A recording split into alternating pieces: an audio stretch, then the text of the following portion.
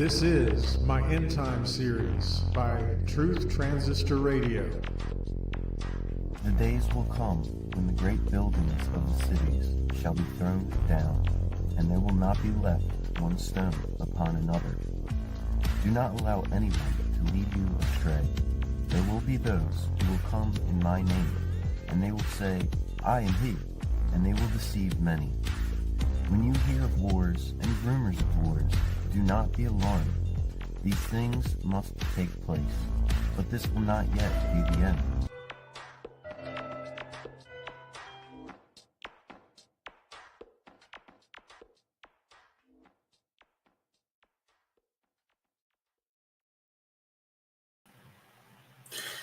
Hello, True Transistors. I'm not sure why the sound wasn't playing on the intro. Maybe you heard it. I don't know. I'm just going to check, like I did before, if this is working.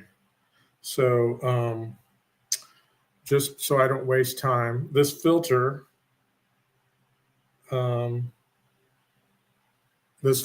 I have is a dumb filter. I mean, you could tell it's a filter. Okay, let me just see if this is working. Yes, it's working. Okay. So I didn't hear the sound on this computer for some reason. So let me make sure this is closed so there's no like echo. Okay. All right. Revelation F. We're going to start in chapter 17 today, and we'll continue this End Times Bible study. And we're getting into the interesting part of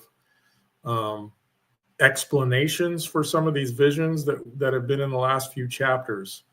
So we just finished the bowls in chapter 16, and we're continuing in chapter 17. So let me, let's see. Oops. Let me go back to this. Oh, man. Okay, let me try this again. Share screen. I'm going to try it this way. Share. Okay. This way I can control what I'm doing here. All right. The great prostitute and the beast. Then one of the seven angels who had the seven bowls came to me and said to me, Come, and I will show you the judgment of the great prostitute who is seated on many waters, with whom the kings of the earth have committed sexual immorality, and with the wine of whose sexual immorality the dwellers on earth have become drunk. And he carried me away in the spirit of a wilderness, and I saw a woman sitting on a scarlet beast that was full of blasphemous names, and it had 7 heads and 10 horns.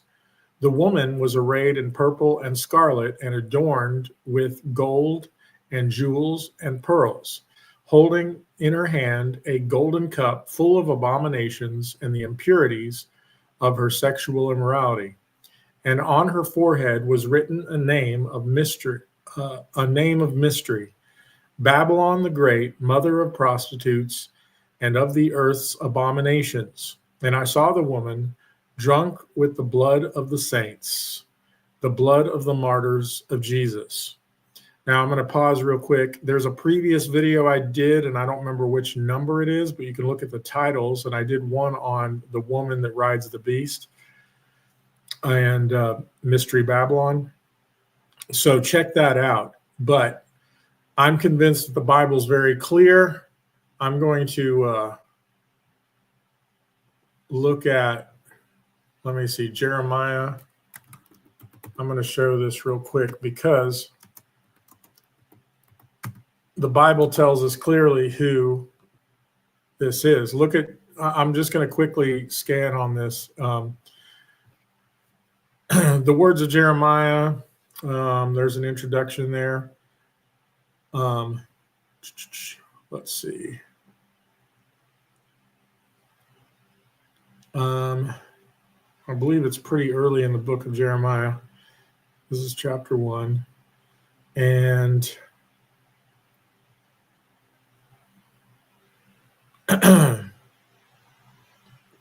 okay.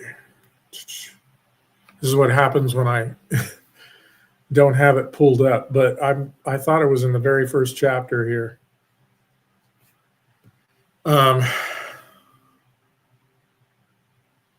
Okay, let's start in verse 18 of chapter 1. And I behold, I make you this day a fortified city, an iron pillar and bronze against the whole land, against the kings of Judah, its officials, its priests, and the people of the land. They will fight against you, but they shall not prevail against you, for I will with you, declares the Lord, to deliver you. And let's see.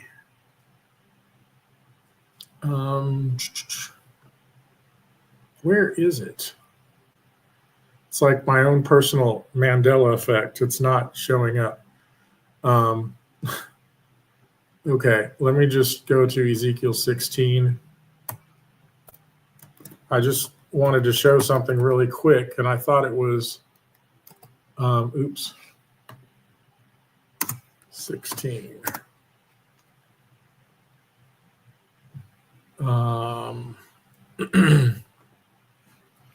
Okay. The Son of Man, make known to Jerusalem her abominations, and say, thus says the Lord God to Jerusalem, your origin and your birth are of the land of the Canaanites. Your father was an Amorite, your mother a Hittite. And as for your birth, on the day you were born, your cord was cut. Nor were you washed with the water to cleanse, nor rubbed with salt. I'm trying to find the specific. Your breasts were formed, and your hair had grown, yet you were naked and bare. That phrase will come up again in this chapter, but in Revelation 17. So there's a lot of this language about Jerusalem being let's see. Why is all of a sudden I can't find it? It was everywhere, and now I'm not. Okay, here we go. But you trusted in your beauty and played the whore. This is verse 15 of Ezekiel 16. Because of your renown and lavish at your whorings on any passerby, your beauty became his. You took some of the garments and made for yourself colorful shines, and on them played the whore. The like has never been, no, nor shall ever be. You also took your beautiful jewels of my gold, of my silver, which I have given you, and made for your images of men, yourself images of men, and with them played the whore. So anyway, you can go find that previous video to get more of the what the Old Testament says about this. But I'm convinced that Jerusalem, end times Jerusalem, is this woman that rides the beast and the mother of prostitutes, and that the daughters are apostate Christian movements that come out of her, basically, that follow after her. But anyway, so we'll just keep reading. At the end of verse 6, when I saw her, I marveled greatly, but the angel said to me, why do you marvel? I will tell you the mystery of the woman and of the beast with 7 heads and 10 horns that carries her. The beast you saw was and is not, and is about to rise from the bottomless pit and go to destruction. And the dwellers on earth, whose names have not been written in the book of life from the foundation of the world, will marvel to see the beast, because it was and is not and is to come. This calls for a mind with wisdom. The 7 heads are 7 mountains on which the woman is seated. They are also 7 kings, 5 of whom have fallen, 1 is, the other has not yet come. And when he does come, he must remain only a little while. As for the beast that was and is not, it is an eighth, but it belongs to the seven, and it goes to destruction. And the 10 horns that you saw are 10 kings who have not yet received royal power, but they are to receive authority as kings for 1 hour, together with the beast. These are of one mind, and they hand over their power and authority to the beast. They will make war on the Lamb, and the Lamb will conquer them, for he is the Lord of lords and King of kings, and those with him are called and chosen and faithful.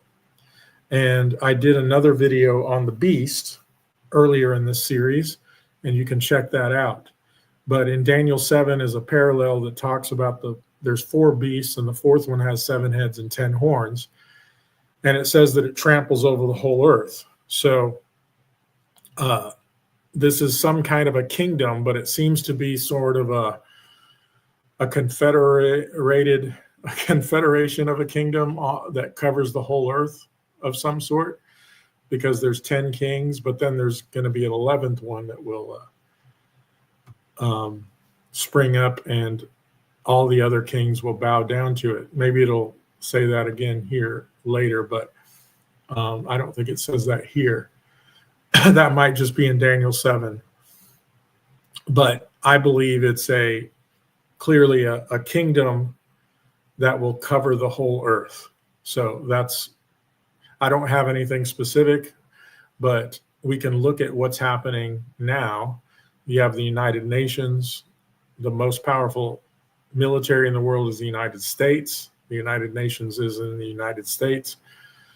The United States is also the best friend, one of the best friends of Israel, which I said is the great whore, according to the Old Testament prophets.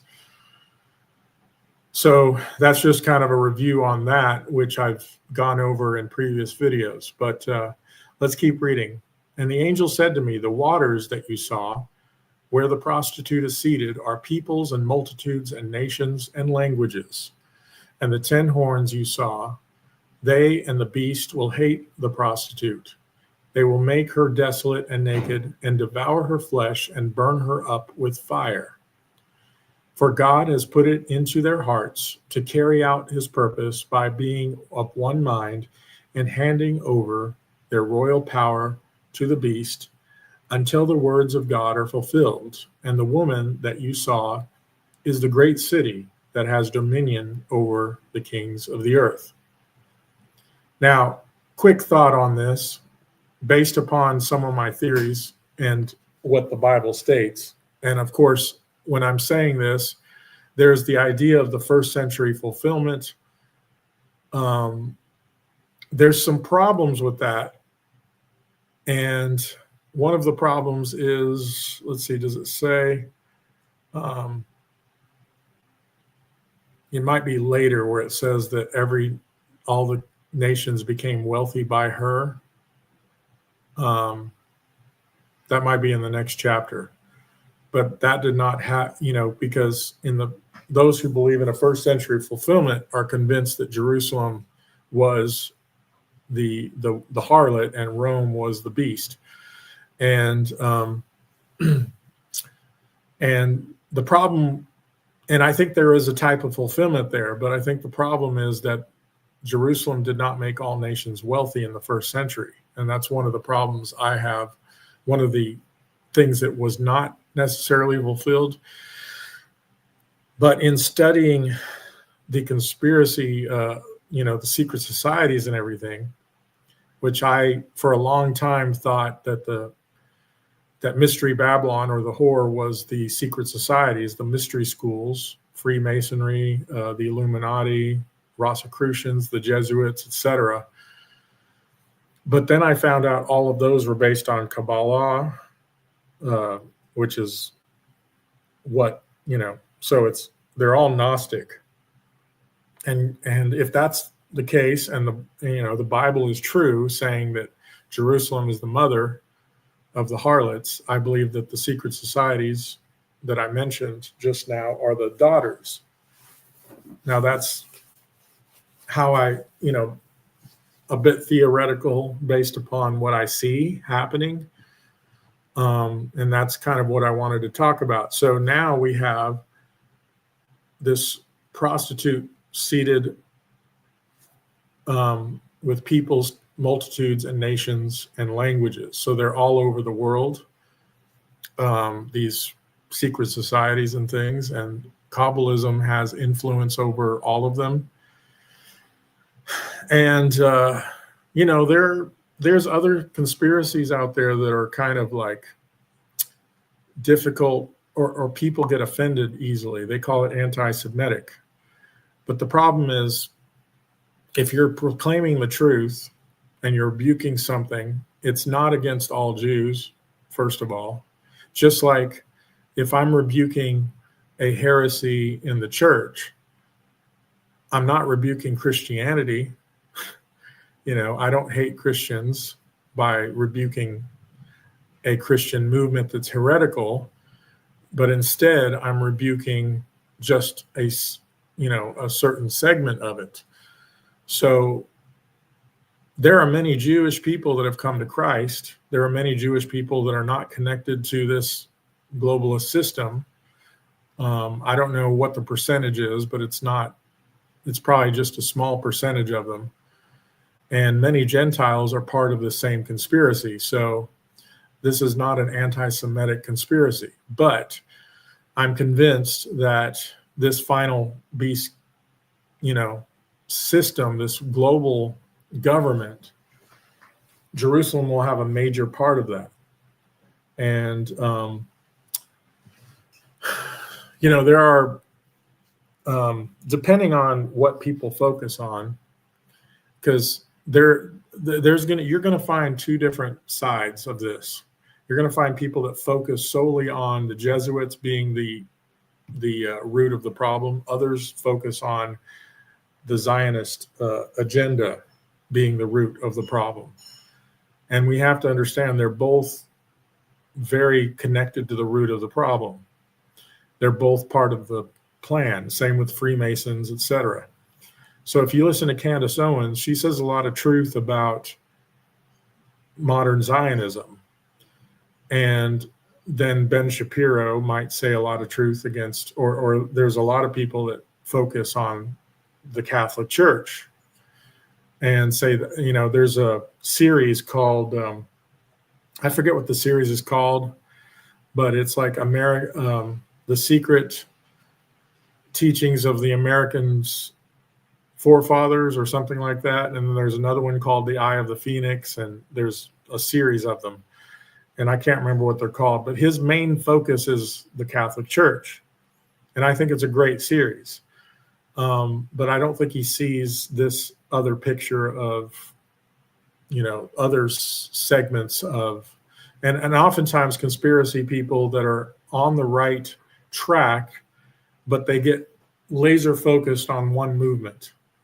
So there's a lot of things about this, that I have found out.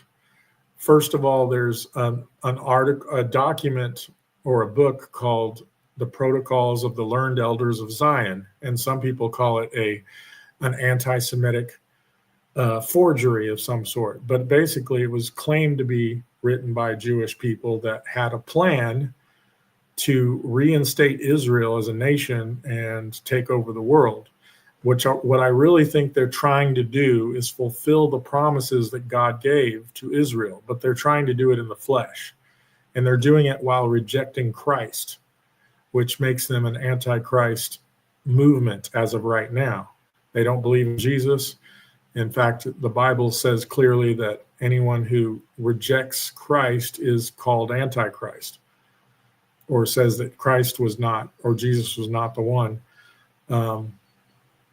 And the Protocols of the Learned Elders of Zion started circulating in the early 1900s, maybe late 1800s. And some say that they had been passed down, maybe orally for a long time, but they had kind of had this planned. And that connected with Kabbalism being the root of, Freemasonry and the Illuminati and the Jesuits and the same belief system. Not exactly the same in wording, but the root of it is Gnosticism and it's Luciferian philosophy. I've talked about that in other videos, and I'm just going over that again.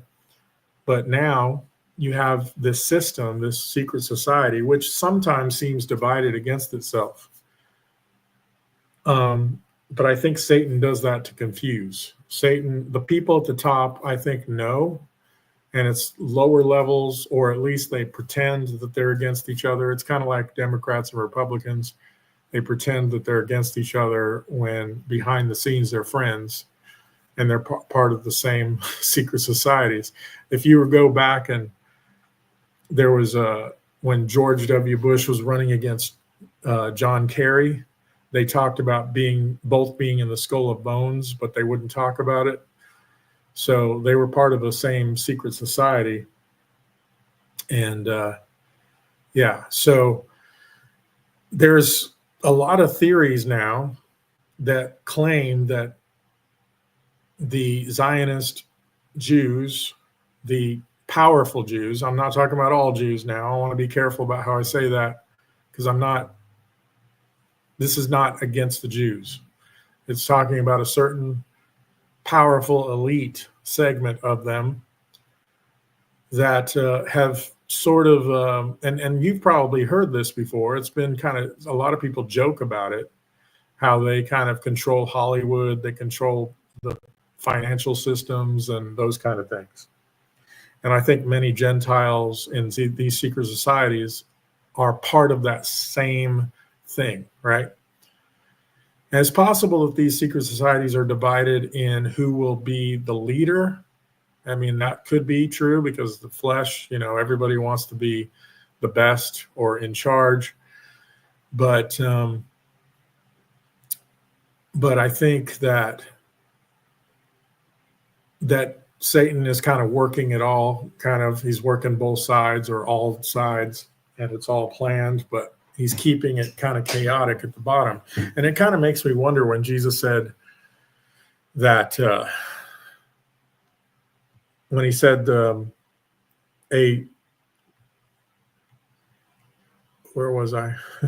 He said that a kingdom divided against itself cannot stand. So it makes me wonder if demons are fighting each other sometimes. And but we also have to know that there's this thing called the restrainer, which is God restraining Satan from fully fulfilling his thing. And also, I think that kingdoms, since the Tower of Babel, have been divided against each other and fought each other to keep any kingdom from taking full power. And sometimes it seems like Satan is working with whatever the empire of the day is, right? And he tried with Egypt and he failed. He tried with Babylon and he failed. He tried with, when I say failed, he didn't conquer the whole earth since Nimrod and the Tower of Babel. And according to scripture, it's going to happen again. And there seems to be in the last century, great strides towards globalism. Look up the World Governing Summit. There's a YouTube channel dedicated to that, where you can watch them have meetings talking about creating a global financial system and other things, that the Bible predicts will happen. Anyway, so there's people that, because there's these theologies like dispensationalism, and very commonly taught that Christians are commanded to support Israel based upon the passage, I will bless those who bless you and I'll curse those who curse you, that God said to Abraham. They think that's talking about Israel. And, I don't believe in cursing a nation. I believe in praying for them, and I hope and pray for their salvation. So I don't know what's going to happen. there's also passages that say all of Israel will be saved at some point. So I think that there's going to come a time where many of them that live at a certain point will turn to Christ. That's my thinking. But before that, it seems that it's going to play the harlot, and I think it's already been doing that. And recently, you've had talks, as I mentioned before, about what I believe about Trump being the Antichrist, and possibly, and that the United States, built through the United Nations, is the final beast empire, or will be, as they set up 10 kings. So that's kind of where I think we're heading. I'm not prophesying this. I'm just speaking out loud what I think. And so we need to keep an eye on those things. I know that Trump is going to have a meeting at the UN in a couple of days on the 23rd. So we should see, just keep watch and see what he says, and see if there's anything about a 7-year plan of some sort. And if there's going to be like 10 people that are like set up to kind of help run this thing. I don't know. We'll see. I don't know. But just reading through this chapter, we're going to keep reading. It talks about this king, this beast with the 10 kings and then this 11 horn and all that will turn against the woman. And I think they're working together now, but there's going to come a point where they turn against the woman. And here's a theory that I have about that, because I started thinking about this when Trump started to claim that he's going to expose the deep state and all that stuff. And is it possible that the 11th horn, if Trump is the 11th horn, or whoever it is, will expose everything? Now, a lot of people thought he was going to reveal the Epstein files, and he's kind of not really, now that he's president, seems to not be wanting to do that, at least for now. But what if he or somebody else exposes all of that stuff? They finally reveal everything. They expose the deep state. They expose the secret societies. They expose even the Zionist agenda, and they turn against all that.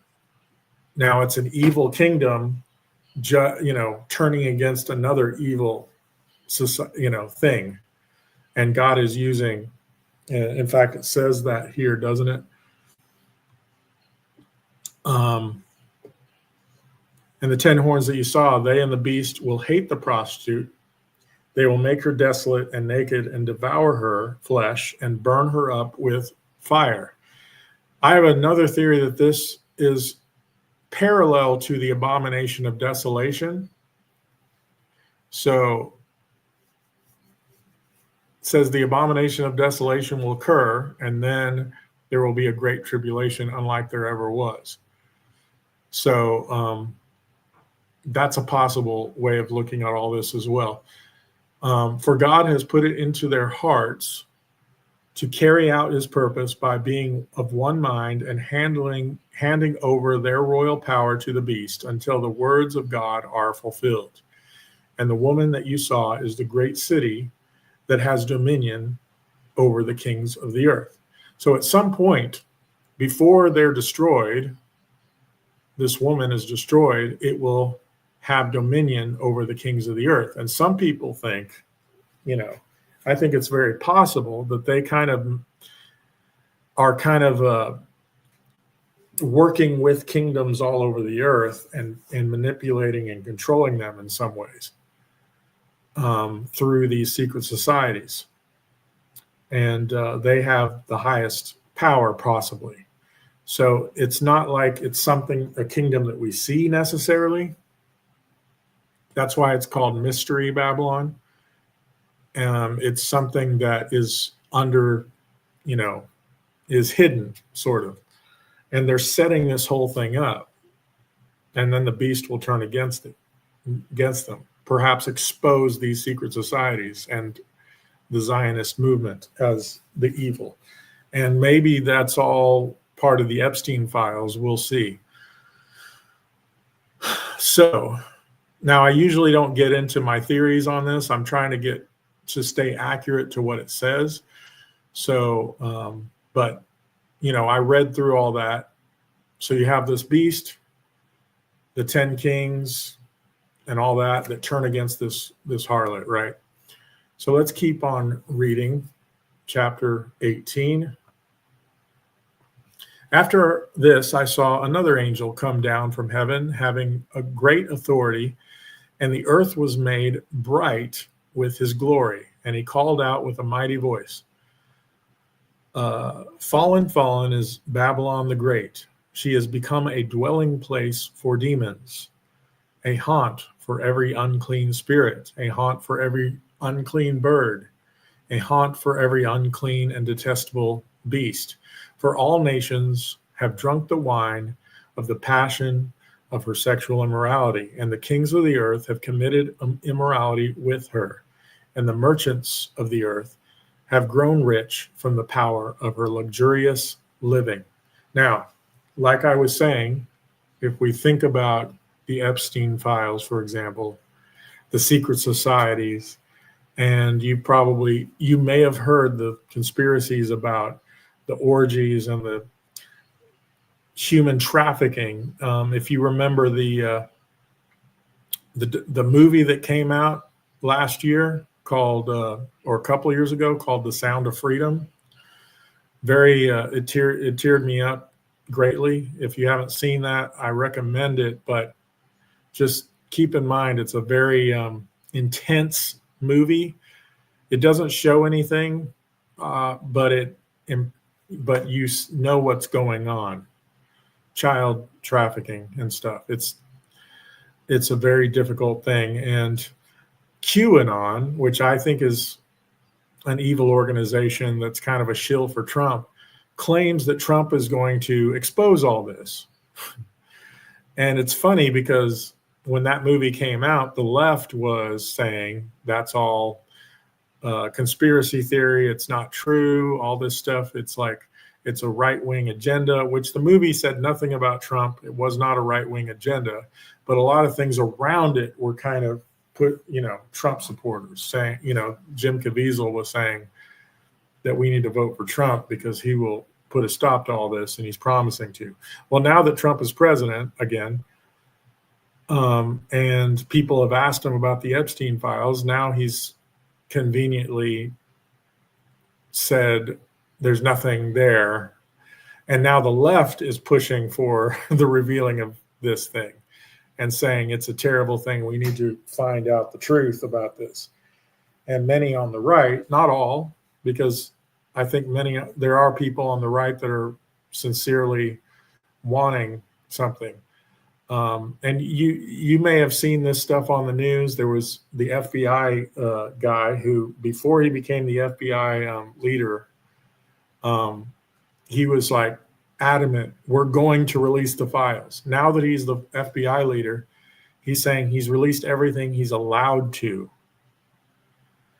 So somebody else is controlling him, I think. And maybe he's afraid, somebody's in fear, right? So anyway, I brought all that up because that's kind of a mainstream thing these days, the Epstein files, and then these elites living in luxury, So that just is something I thought about when I was reading this. But of course, in Ezekiel and Jeremiah and Isaiah, it equates this kind of language with Jerusalem. And then as the mother of harlots, and it has many daughters, which I believe, as I stated before, could be these secret societies. So,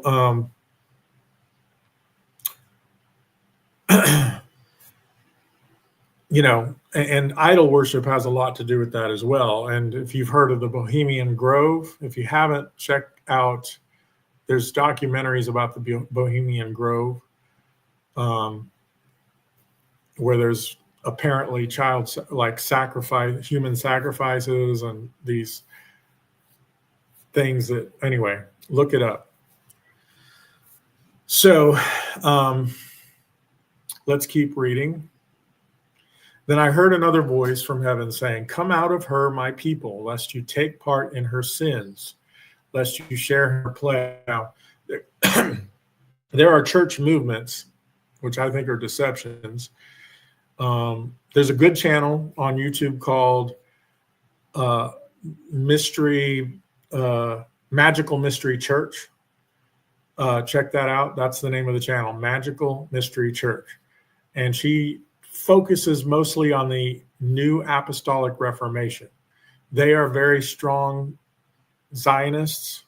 They're very strong proponents of Israel and Trump. They're very strong supporters of Trump and what is happening there. And I recommend her stuff, really good stuff. But they're not the only ones. There's others. Like I said, the dispensationalist movement, started by Darby, which I think is part of the deception as well. And there are Christians that have been deceived by this. Now, there's two ways of looking at this. There are Christians deceived by this, and there are Jewish people deceived by this. And so in both cases, I think this statement here, "Come out of her, my people, lest you take part in their sins," is to both, to anybody really. I think that I've heard that there might be true Christians that are Freemasons, perhaps at the lower levels, that are deceived themselves, for example, or Jesuits. They don't really know the very top, but they're being deceived. And so this is kind of a warning to come out of her. And another way of looking at this is Judaism, modern Judaism, which is against Christ and also follows Kabbalistic, the Zohar and the Talmud, which is not the Bible. It's a commentary, oral Torah, passed down orally. I believe the traditions of men. Anyway, this has deceived many Jewish people who think that they're reading the Old Testament, the Torah, but they're actually filtering that through this commentary. And I think Christians do a lot of the same, unfortunately. I've talked in previous videos about systematic theology and why I'm opposed to it. And so this is just a call that could mean many things, but specifically talking about the whore, the woman that rides the beast. And that includes, I believe, Kabbalistic Judaism in Jerusalem and Christian sects of the same, like Rosicrucians, Jesuits, Freemasons, and all of the Illuminati. But even churches that are teaching these similar things and pushing this same agenda. So anyway, lest you share in her plagues, for her sins are heaped high as heaven, and God has remembered her iniquities. This kind of makes me wonder if the bowls being poured out will be focused on, it'll be the desolation of Jerusalem and not necessarily, although it talks about the seas of the whole world and a third of the world. And so maybe it is but you got to remember this system was all over the world too. So it's not just in the Gaza Strip or Palestine, And God has remembered her iniquities. Pay her back as she herself has paid back others, and repay her double for her deeds. Mix a double portion for her in the cup she mixed, as she glorified herself and lived in luxury. So give her a like measure of torment and mourning, since in her heart she says, I sit as a queen, I am no widow, and mourning I shall never see. Now, it's interesting because a lot of people believe in eternal conscious torment, which this series is not about that. I believe in the annihilation. I do believe torment exists, but it says,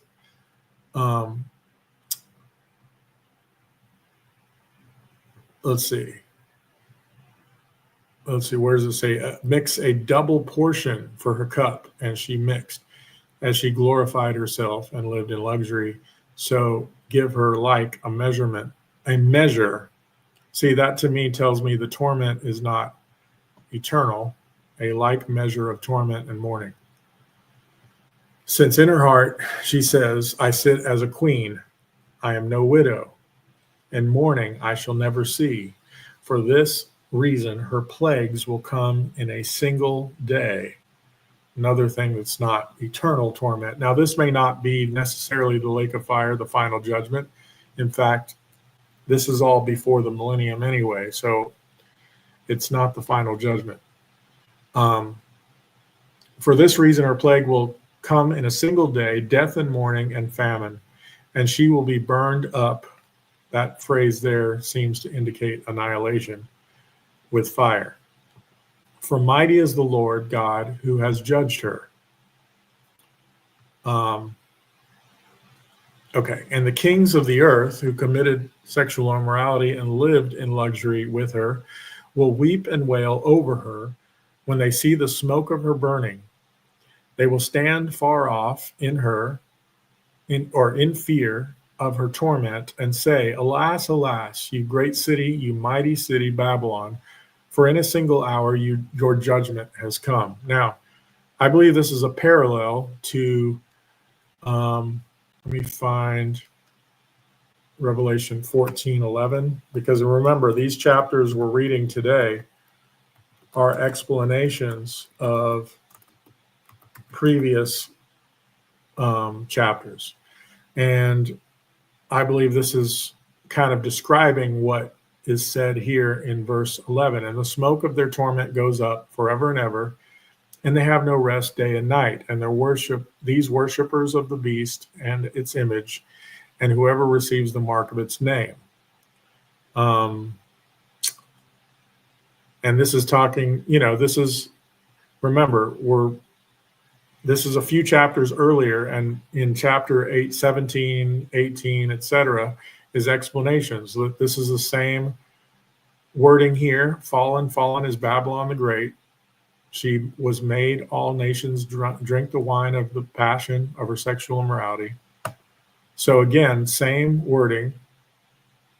And this is the description of it here. But this is the apocalyptic language. And the smoke of their torment goes up forever and ever. But the one we're reading now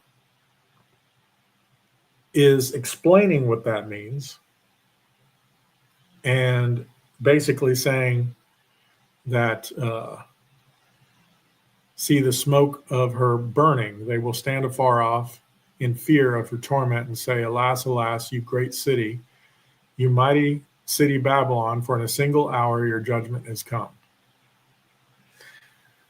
So it seems that in the description of it here, she will be burned up with fire for the, it seems to be a destroyed city, right? And verse 11, and the merchants of the earth weep and mourn for her, since no one buys their cargo anymore. Cargo of gold, silver, jewels, pearls, fine linen, purple cloth, silk, scarlet cloth, kinds of scented wood, all kinds of articles of ivory, all kinds of articles of costly wood, bronze, iron, and marble, cinnamon, spice, incense, myrrh, incense, wine, oil, fine flour, wheat, cattle, and sheep.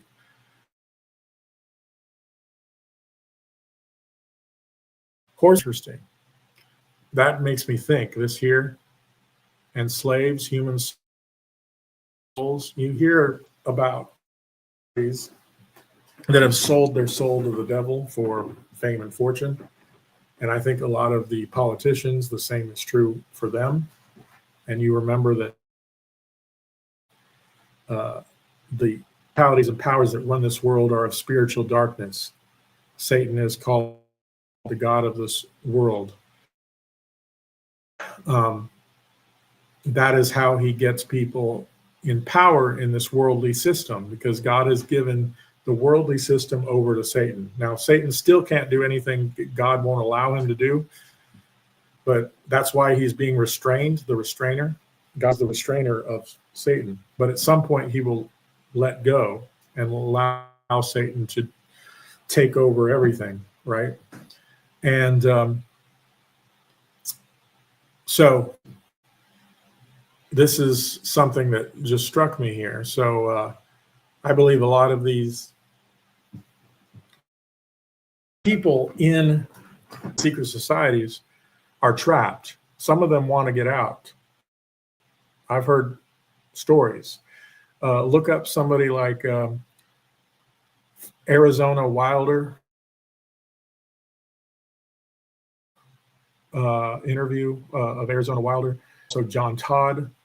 There's people like, there's others I can't think of off the top of my head. Savali is another one. And listen to their testimonies, but they all claim to have escaped, gotten out of the Illuminati and stuff. And so they're slaves. They're slaves in the system, even though they're, when they sell their to Satan. The fruit for which your soul longed has gone from you, and all your delicacies and your splendors are lost to you, never to be found again.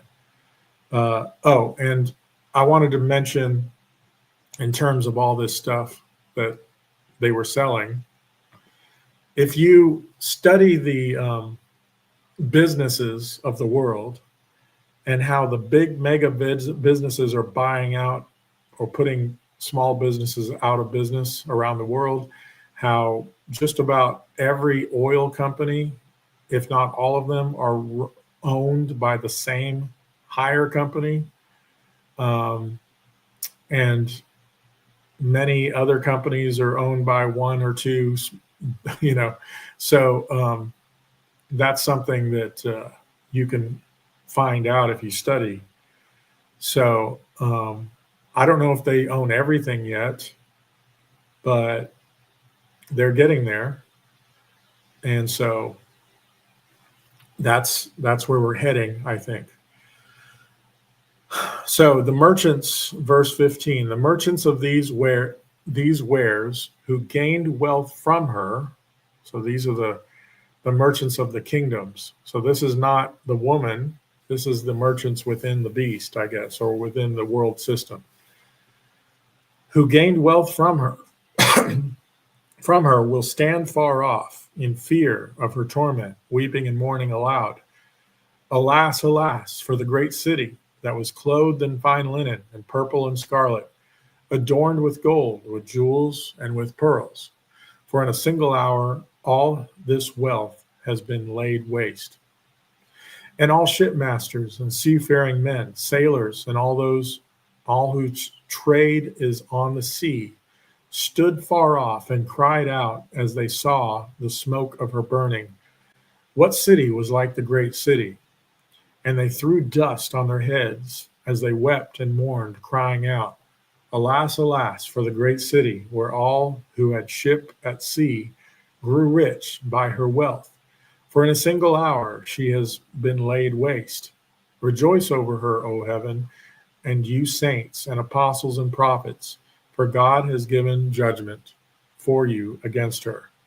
A lot of people think this is New York City, and if you think about it now, how things are, it seems like New York is one of the most powerful cities in the world, and in many ways this is true today. But like I said, you have to look at the whole of Scripture, and I think it will shift at some point to Jerusalem.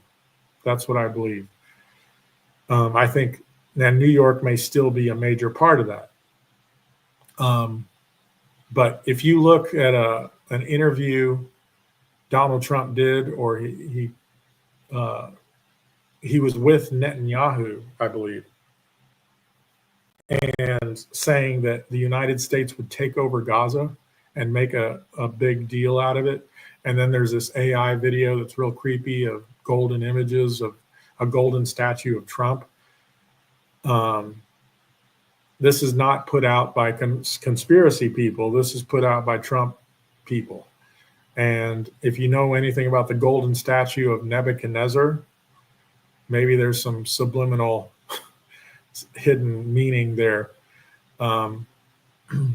But apparently they're planning on making this Gaza Strip that right now has been a war zone with lots of, terrorists and Hamas and all that stuff. And there's that conflict. He's basically kicking out the Palestinians, and the United States is starting to take over it. And that's what he plans to do. That's what he said he was planning to do. So I bring all that up because when I read all this stuff and I see what's happening, I'm like, maybe this is where we're heading, So where all who had ships at sea grew rich by her wealth, for in a single hour she had been laid waste. Rejoice over her, O heaven, and you saints and apostles and prophets, for God has given judgment for you against her. Now remember, before this, the beast and the woman were persecuting the saints. So when that occurs, if we're still alive at that point, or how many Christians will still be alive at that point,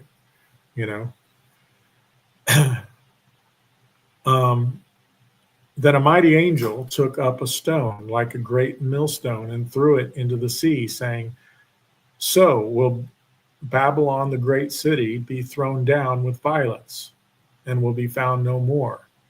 And the sound of harpists and musicians, of flute players and trumpeters will be heard in you no more. And a craftsman of any craft will be found in you no more.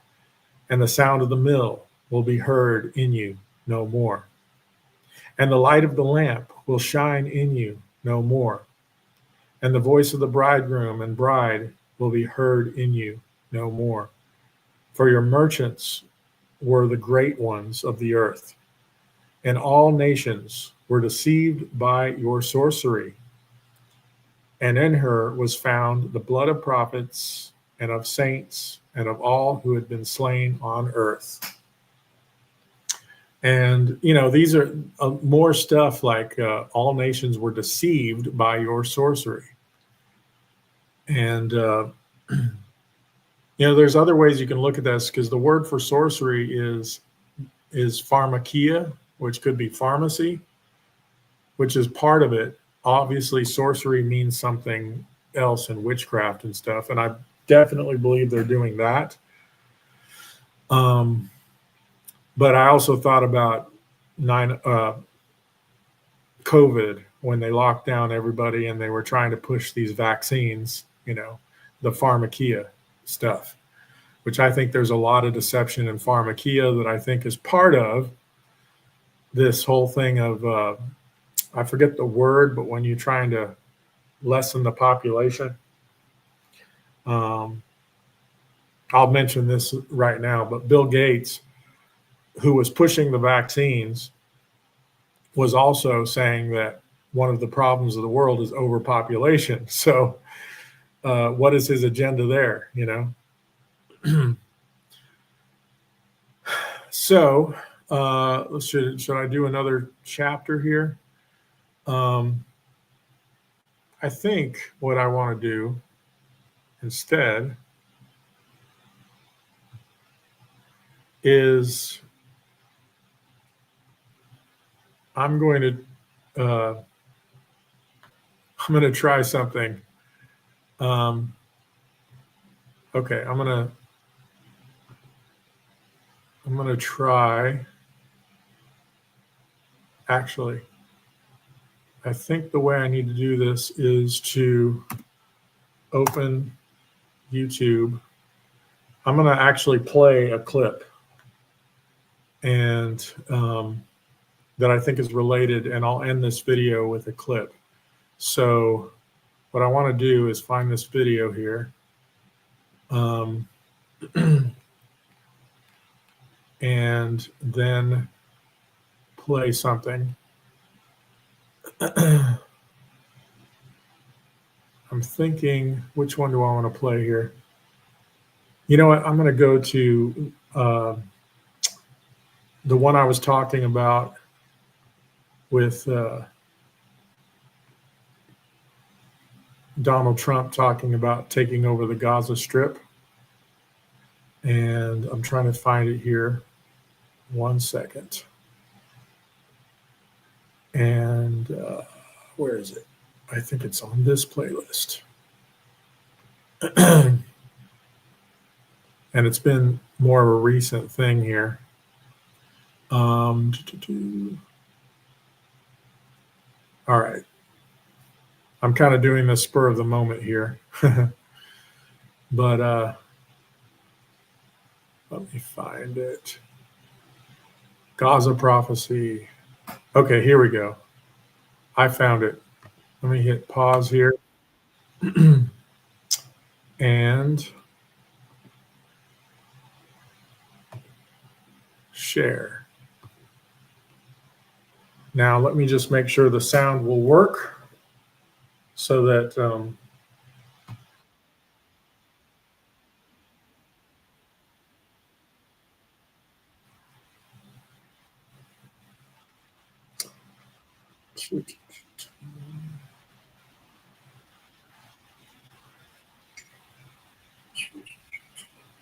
oh, it's not showing.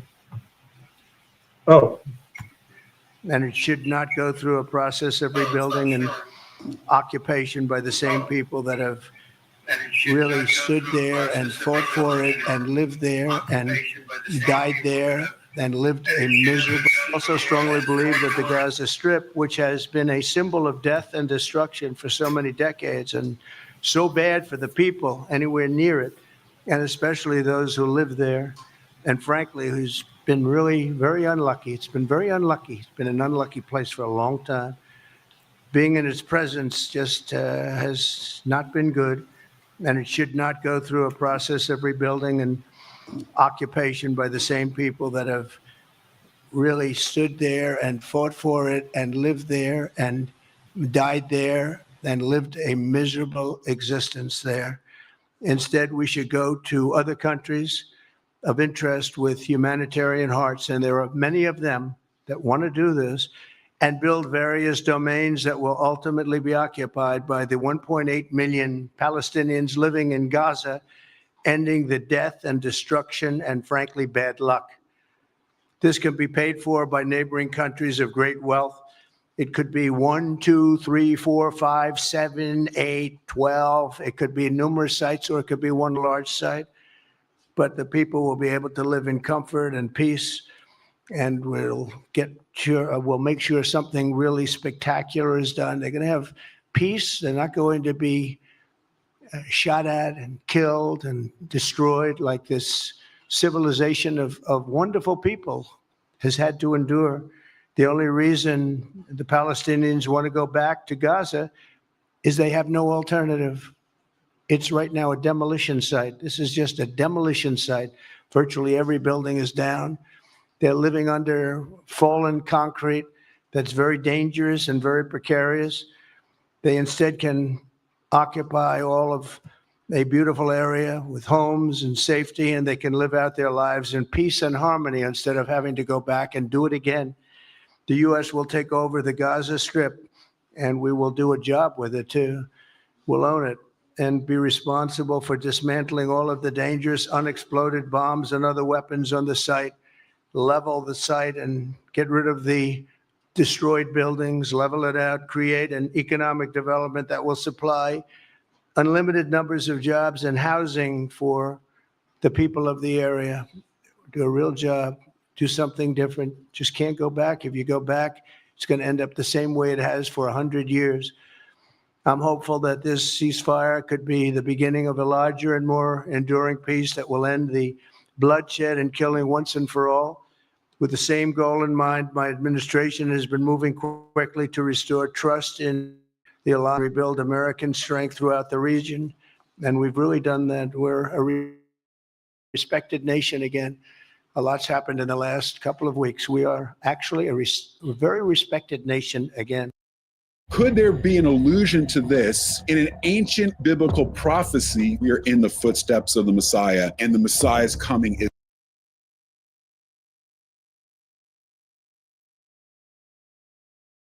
coming. Okay.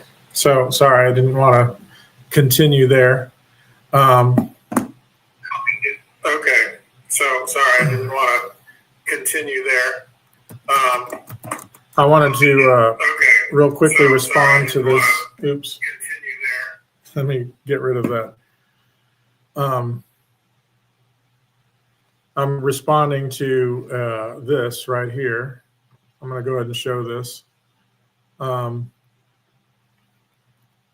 The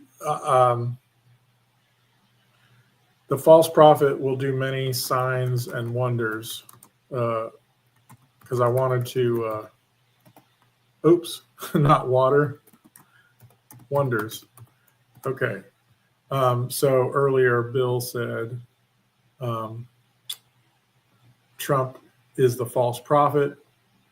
And I said or maybe the Antichrist.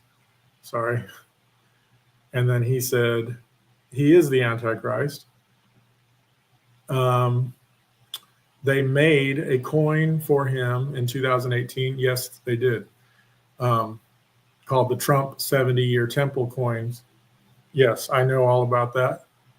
But then I mentioned that the false prophet will do many signs and wonders. So I think somebody else is the false prophet if Trump is the Antichrist. But I agree with you totally. Yeah, definitely. I agree with you totally that Trump is possibly the Antichrist. I wanted to share one other video with you here. If I can get back out of this. Okay. Oops. Pause. Okay. Or there might be a couple more actually that I'll share. So let me find this real quick.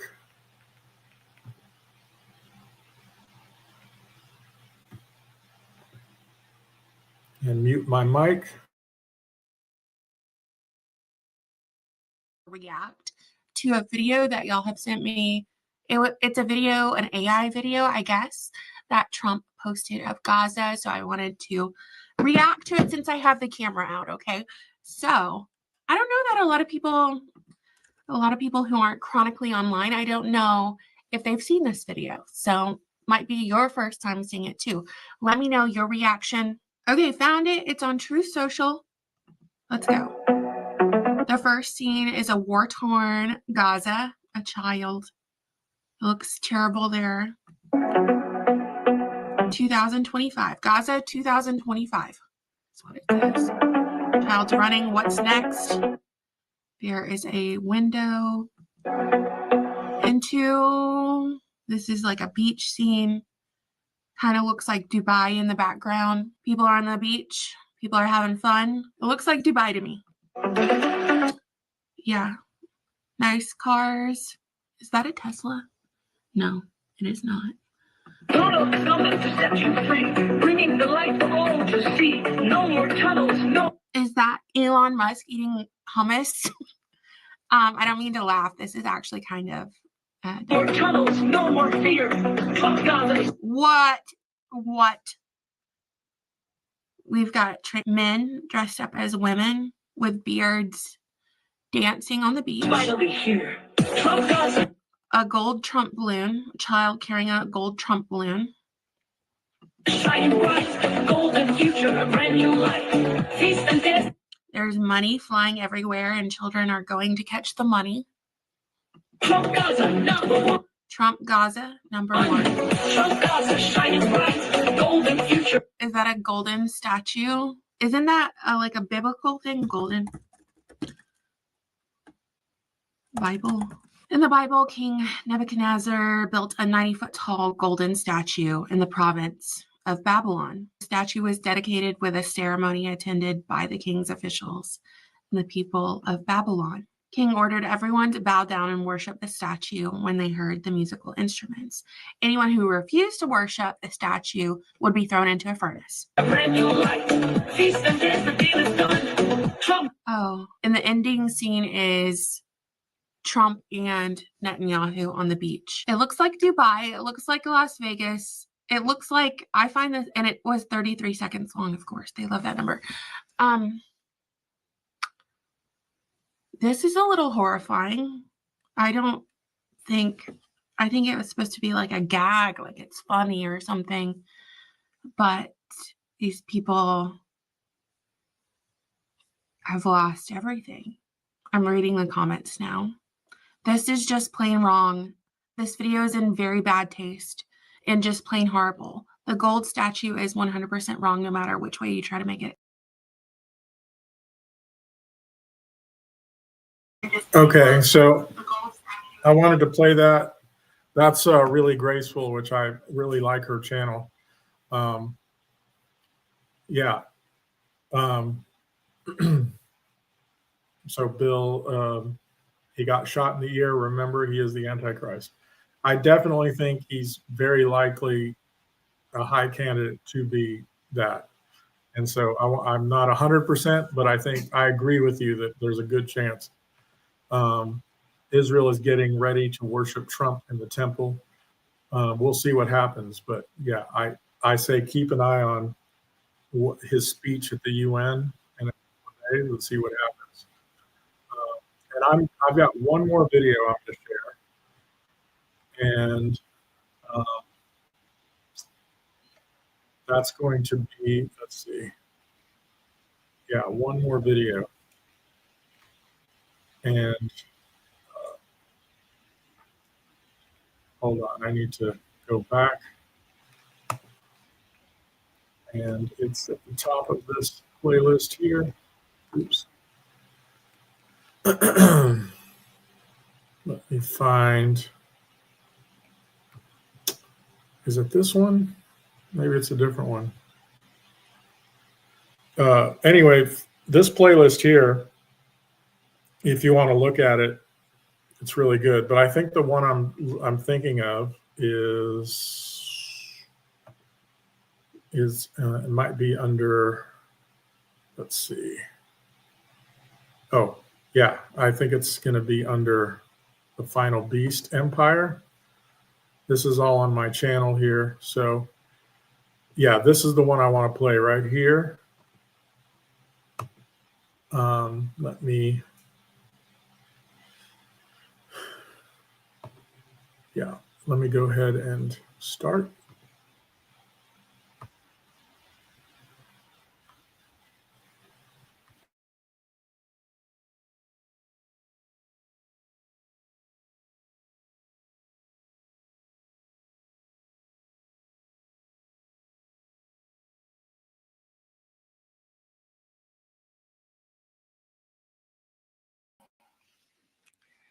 A world order in which the principles of justice and fair play protect the weak against the strong. Known has been a world divided, a world of barbed wire and until now, the world we've known has been a world divided, a world of barbed wire and concrete block, conflict, Cold War. Now we can see a new world coming into view, a world in which there is the very real prospect of a new world order. In the words of Winston Churchill, a world order in which the principles of justice and fair play protect the weak against the strong.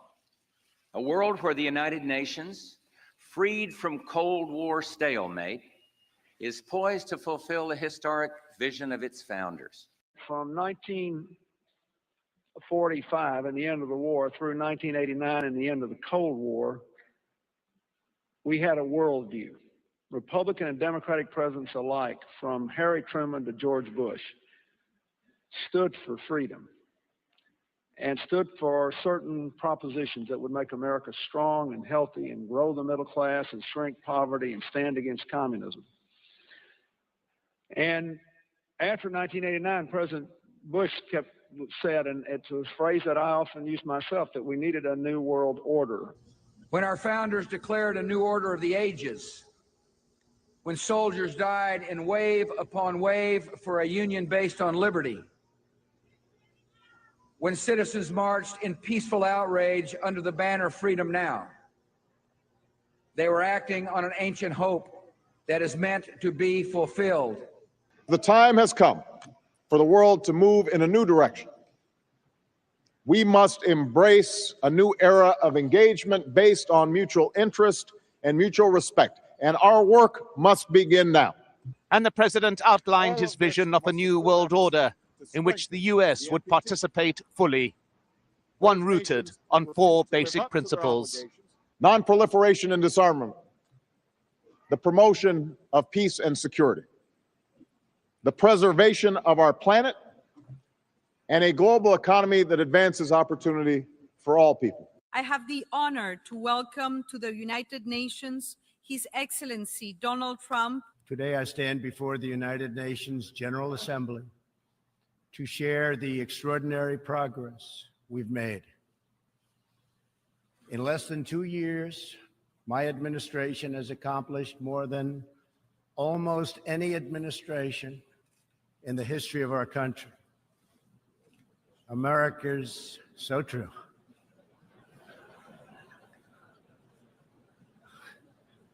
Didn't expect that reaction, but that's okay.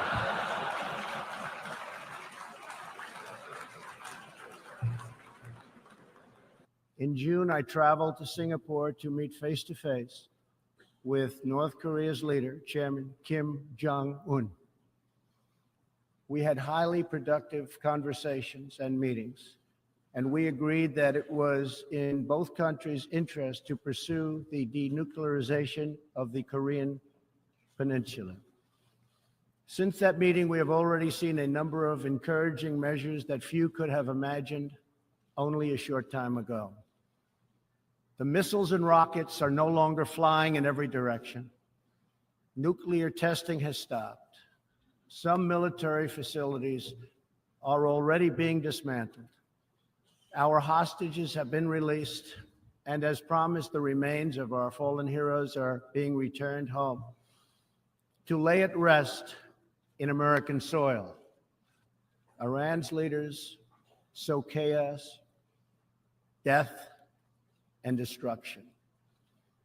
They do not respect their neighbors or borders or the sovereign rights of nations. Instead, Iran's leaders plunder the nation's resources to enrich themselves and to spread mayhem across the Middle East and far beyond. The Iranian people are rightly outraged that their leaders have embezzled billions of dollars from Iran's treasury,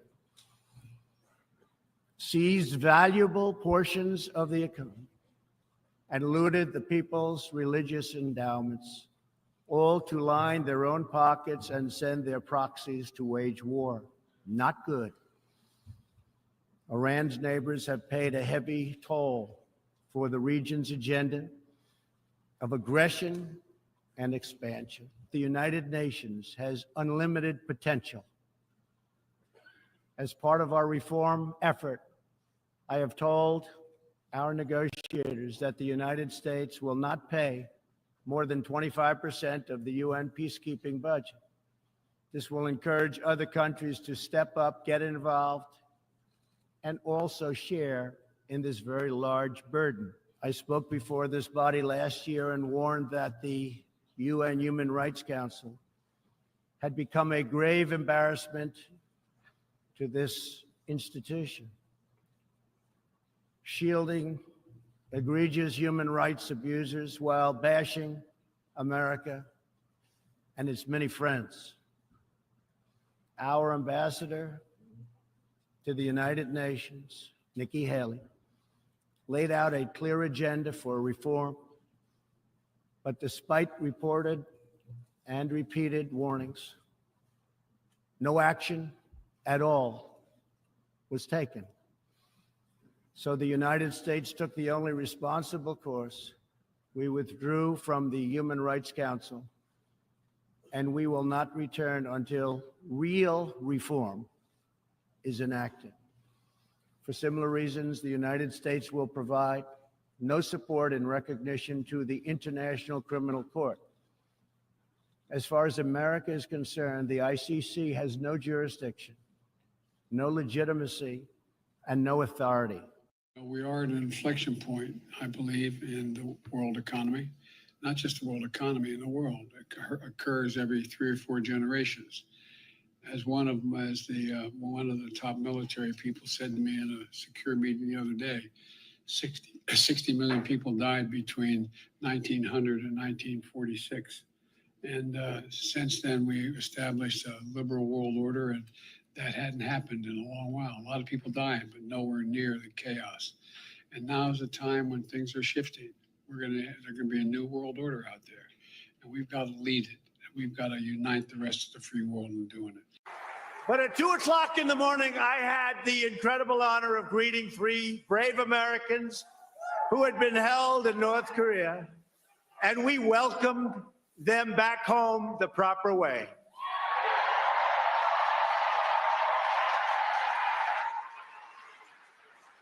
And on June 12th, in Singapore, I'll be meeting with Kim Jong-un to pursue a future of peace and security for the world, for the whole world. For when they say peace and safety, then sudden destruction comes upon them, as labor pains upon a pregnant woman, and they shall not escape. But you, brethren, are not in.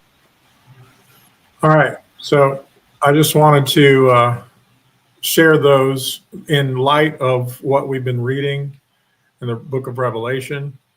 I mean, while I understand the theological arguments for the partial preterist view, it's difficult for me to overlook these things that are in place and being planned and talked about openly in the world today. And I think we need to be keeping an eye on those things and be discerning and to